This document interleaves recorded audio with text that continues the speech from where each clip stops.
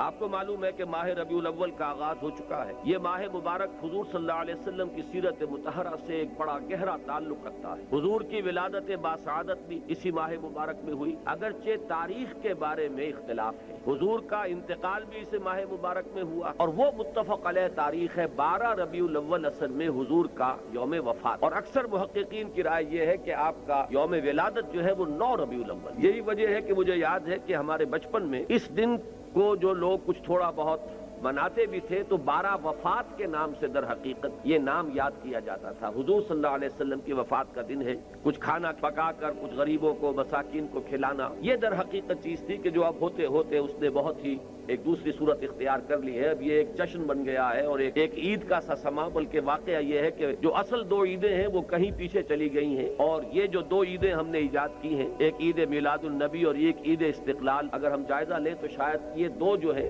یہ زیادہ four ground میں آ چکی ہے۔ لیکن یہ کہ جہاں تک آپ کی ولادت اور آپ کے وفات کا اس ماہ مبارک میں ہونا ہے وہ ثابت ہے۔ حضور کا ورود مدینہ منورہ میں بھی ماہ ربیع الاول میں ہوا ہے۔ اس پہلو سے اگر اس ماہ مبارک میں ہم سیرت النبی کے مطالعے کا ایک خاص موضوع رکھیں، کسی تاریخ کے تعین کے بغیر اس مہینے کی مناسبت سے سیرت مطہرہ پر گفتگویں ہوں، غور و فکر ہو، اور اس میں بھی عملی پہلو سامنے ہو، اتباع کا جذبہ، سمجھنا سمجھانا اس لیے ہو کہ اس پر عمل کرنا ہے، تو یقیناً یہ چیز ہمارے لیے بہت مفید ہوگی اور ہمارے بہت سے امراض کا شاید اس سے مداوع ہو سکے۔